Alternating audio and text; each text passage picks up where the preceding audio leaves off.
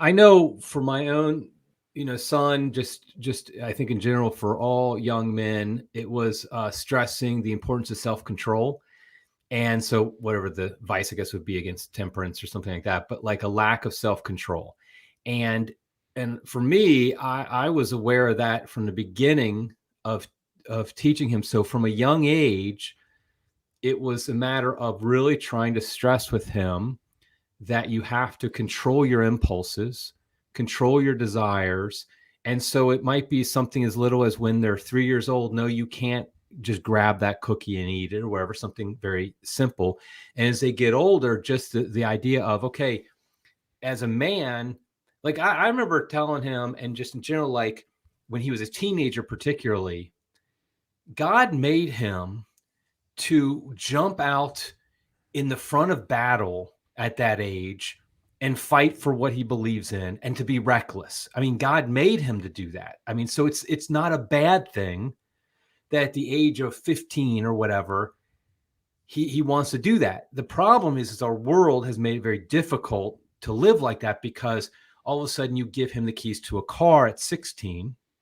He's got this natural I say he, of course, I mean all young men. I'm not just talking about my son, but they have this natural feeling of I can do anything. I'm indestructible, and I can just go out. And so, like, that's why, of course, car insurance for young men, you guys will find this out, is extremely expensive. But that's not a bad thing that they're like that. God made them like that, because that otherwise they would cower in fear when somebody attacked the village and their wife and kids or their family or whatever. They need to be crazy a bit. But the problem is it has to be self-directed. And so that self-control of, okay, you can't just run, just go, like, for example, drive 100 miles an hour because you feel indestructible, because that's being careless. That's a misuse of this gift God gave you. So, like, the idea of self-control is you use these powers, so to speak, that men are given by God, which is strength, which is courage, which is a certain amount of recklessness of personal safety, but they have to be directed towards the good. And so it happens in little things, though, very early in life. If they're given whatever they want as a young child, they're not going to understand that later. Just in my experience, when I've talked to men about this, I find that the men who have, let's say, either like they have a temperament where, what would you call it, like self-control, or more like self-discipline.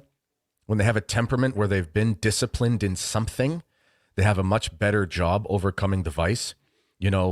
For example, one gentleman, had a big conversion, big athlete his whole life, football, 3-a-days, that kind of stuff. Obviously that, football players aren't necessarily all virtuous, but he was used to the rigors of discipline, the sort of military style thing.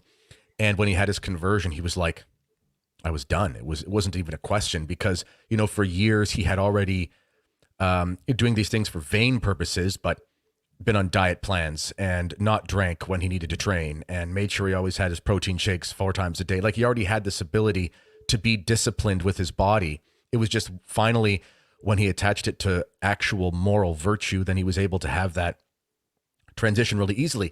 Whereas others who have a more sort of sanguine temperament and they're kind of more sensualist, generally speaking, it's more difficult for them to be disciplined with their bodies. Because that's just not who they are. They're usually artistic, and they're the kind of gregarious type of person who can come into a room and be everybody's best friend and make people laugh and things like that. And that's great, but it comes with a price. So no matter who you are, you really do have to focus on your self-discipline, because, for example, my oldest son is only 8. They don't even know how to use the internet. They know how to press like next. We have like YouTube Premium. Every once in a while, they can watch an old cartoon or something. And they know how to press next on the playlist. Like, that's literally about it with computers for them. So, God willing, in our house, it's not going to be an issue, because we're just not even really going to have open access to the computers anyway. That's to say nothing of filters, but just in general use in our home. But one day, my sons will be on their own or over the age of 18, and they'll just have smartphones if they're in their careers. It's just whatever. People are just going to grow up. And at that point, You can do all the preaching and stuff about the evils of pornography and so forth that you want, but they have to have the ability to have self-control to just say, I want something, I won't have that thing. And you have to train that.